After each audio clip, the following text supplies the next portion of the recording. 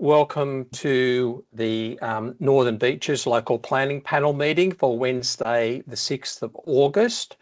This is the public meeting component of the panel's meeting, and we have two items. One is item 4.1, which is 11 Plateau Road, Avalon Beach, and the second item relates to 140 to 142 Ocean Street, Narrabeen. Just before I start those items, there's a number of procedural matters that I need to go through, but I do note we have a couple of people that are going to present or respond in relation to any items that are on today's agenda, particularly item 4.2 as I understand it. Can I just ask if you're across what the function of the panel is, and is it worth my while just giving you a quick introduction, or are you happy just to proceed? I'm across it and happy to proceed. I'm across and happy to proceed. Same. Okay, that's yes, good. fine. Yep. Okay. Well, that's good. I'll just go straight to the matters. So, firstly, an acknowledgement of country. As a sign of respect, the Northern Beaches Local Planning Panel acknowledges the traditional custodians of the lands upon which we gather and pays respect to elders past and present. I have one apology for the meeting today, which is Glenys James, who's unfortunately ill and unable to attend the meeting, but a substitute member of the panel, Michael Levy, will be attending in her place, or is already online.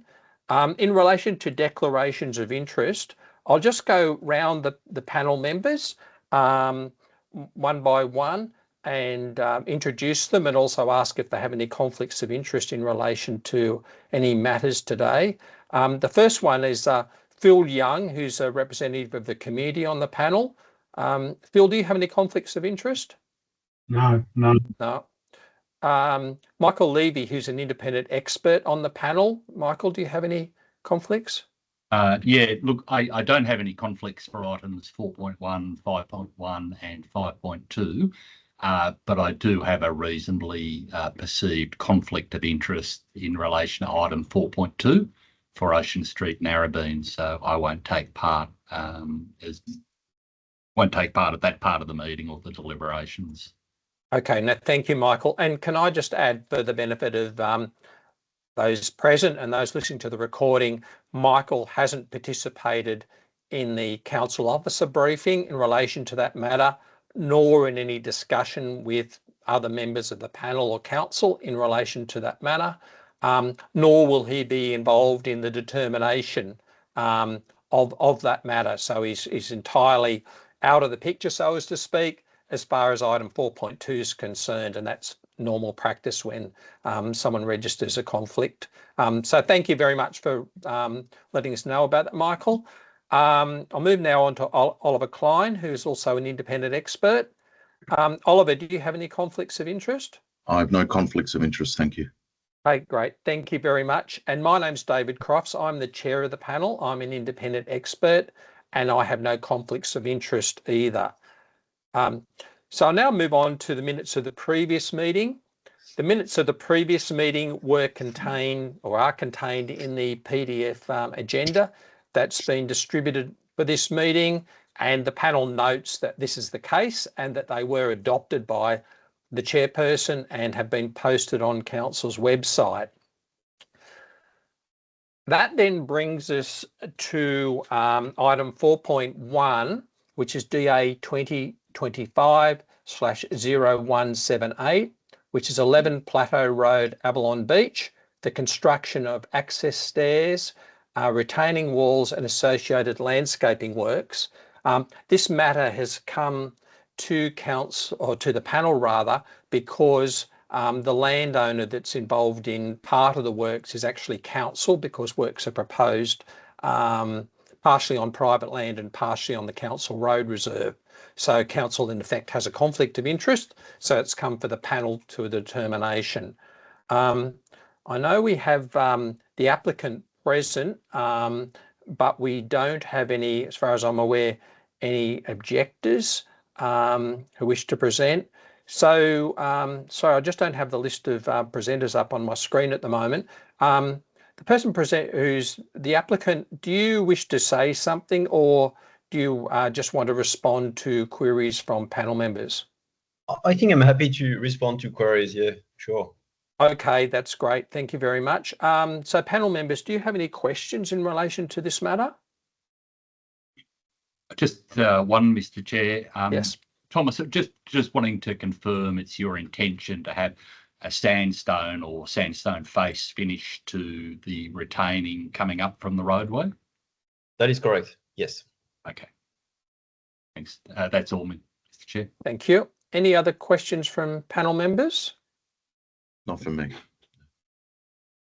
No. Okay. Phil, you're right. Okay.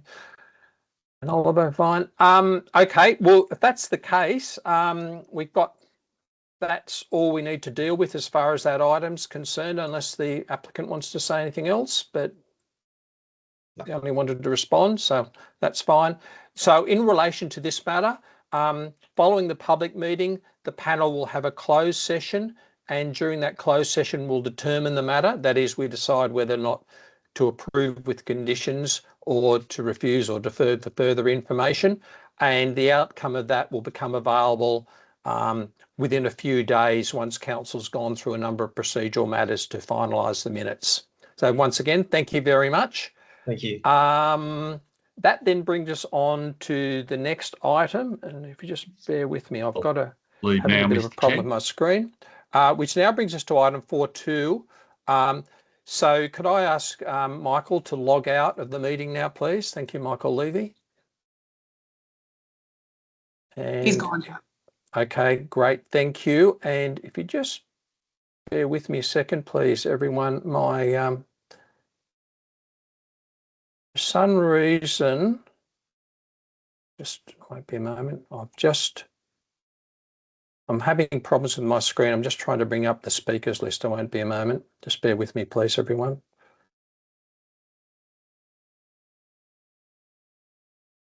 Okay, so I have one speaker who's registered, and I can see you're on screen at the moment and logged in, is Barbara Murphy, and I also have Andrew Minto and Brian Bass, who are there on behalf of the applicant.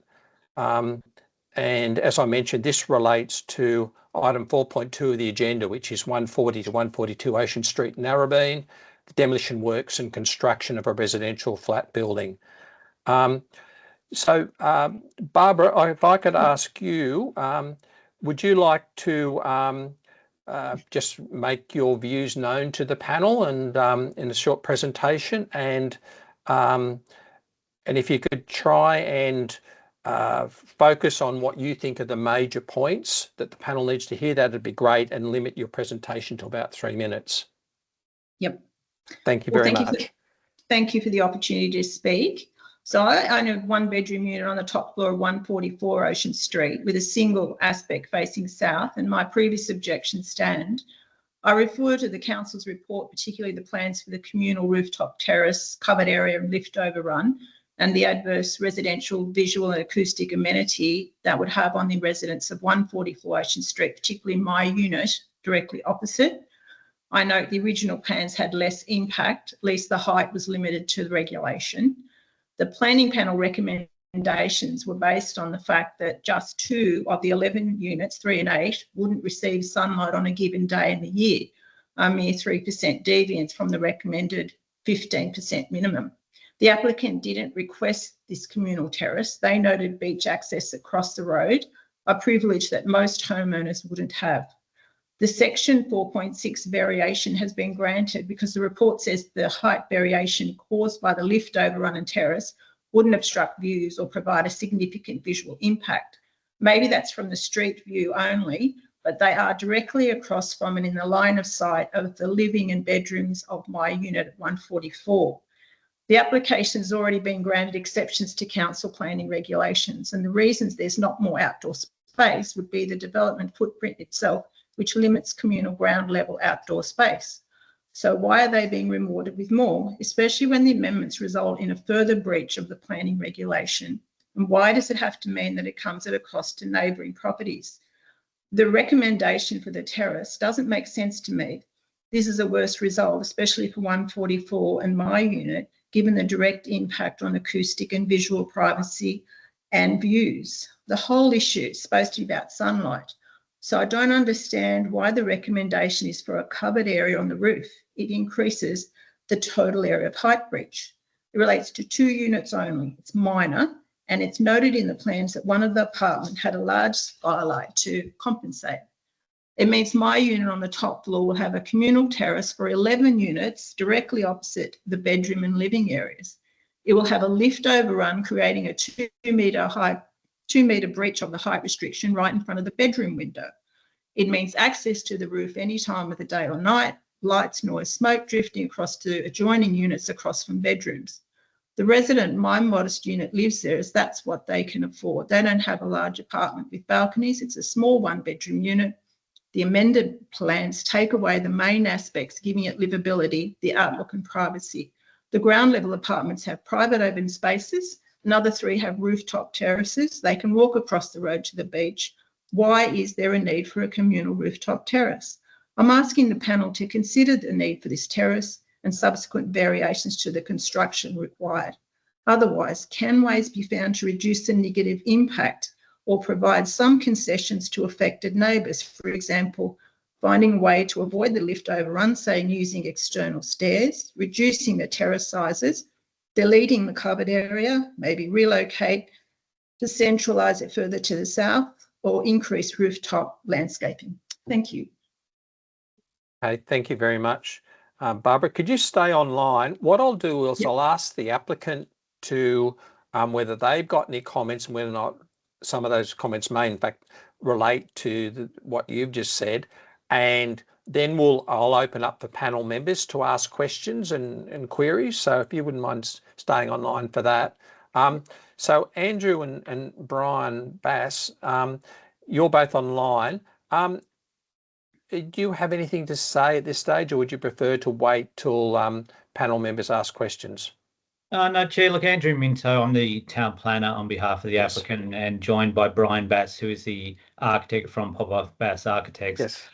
Look, from our perspective, we believe we've reviewed the council officer's report. We believe that all issues relevant to this application, including the issues raised by the adjoining property owners, have been appropriately and comprehensively addressed within that report. As you will have seen, there were recommendations put to the applicant by council which included the comments from the DSAP, and the applicant has incorporated those suggestions into the amended proposal, which was resubmitted back to the council, which is the subject of the report before you today. We have reviewed the recommendation and the conditions of consent proposed by the council, and we are accepting of those conditions. And on that basis, we would seek that the panel endorse that recommendation. We're otherwise available for any queries or questions that you may have. Okay. Great. Thank Can I you, just make, Brian. Yeah. I'm just going to basically answer questions, but I would like to make one point of clarification from the previous speaker, is that the roof terrace, the communal roof terrace, isn't a covered roof terrace. It's open. The roof extent is only over the adjacent to the lift and the staircase itself, but the actual space where you would sit and use the communal open space is not covered. Okay, thank you for that And clarification. I think it's just one other point. I think it is also worth identifying that the separation distance between the adjoining property in terms of the built form on 144 and that communal terrace is in the order of about 10 metres. And then to the covered area in the lift shaft where the height non-compliance occurs, that would be probably greater, probably around in the order of 14 metres. Okay, thank you. Panel members, do you have any questions at all? Andrew, what do you think of Barbara's comments? If you could give us a reaction to the claims that she made about obstructing views and so on. Are you saying that the distance alleviates the situation, or what exactly? If you could just comment on Barbara's claims, please. Certainly. Well, I think that the first point is, I guess, there's that distinction between, I guess, view and outlook, and certainly the elements that we're discussing would be visible in the outlook, but they won't obstruct any views as we normally interpret that term. I think that the separation distance which exists between those elements and the adjoining property is relevant because it does tend to open up that view or outlook cone that would be available from the adjoining property. And the covered area and the height non-compliance in terms of the area that it occupies of the total footprint is not significant. And I think for those reasons that what's being proposed is acceptable. Thank you. Okay, thank you. Oliver, do you have any questions? One for Andrew and perhaps Brian as well. In terms of the communal open space, if that were to be deleted, what would be the nature of a non-compliance in that respect? So There would be. No, sorry, there would be none. The original plans didn't have, as our neighbour correctly pointed out, that the original plans didn't have the communal open space. That came out of the DSAP meeting and council suggestions. The reason why we have non-compliance is purely to do with the lift overrun. The actual balustrades and things of the communal open spaces are compliant, but because it's communal area, we did have rooftop terraces dedicated to specific apartments, which we still do. Because they are within the apartment, we do not need disabled access to those. They can be just within the unit. As soon as we provide a communal open space, we have to have equitable access, which means extending the lift run to get people up to that. So that's where the non-compliance in terms of height is to do with the lift core and that access. The actual balustrades and the communal open terrace and all of that is compliant. Okay, so these things are consequential upon each other, but the need for and it'll be part of the deliberation, but the need for the communal open space, if I'm recalling correctly from reading the report, is to do with solar access to 2 of the 11 units. Yeah, so this site is challenged for solar access because the neighbouring building doesn't comply with the current height controls or setbacks or anything like that. It's a big block, and it takes out all of the solar access to our site in the middle of the site. So normally we would flip if you had a nice clean slate, you would flip those 2 apartments, but because the aspect to the north on this for that middle apartment is very much compromised by the building block bulk and scale of the neighbouring building, and also because they also have balconies and things like that looking out directly only a few meters from our site, we flipped what you would consider to be the normal way where you position it to the north. We flipped it and positioned those couple of units that are not either facing the front or the back to face the south, because that is a better aspect for us to look out on, and for also less privacy impacts to our neighbours to the north. The building to the south has greater setbacks and curtilage because it's complying with the contemporary controls and has better landscape curtilage, etc.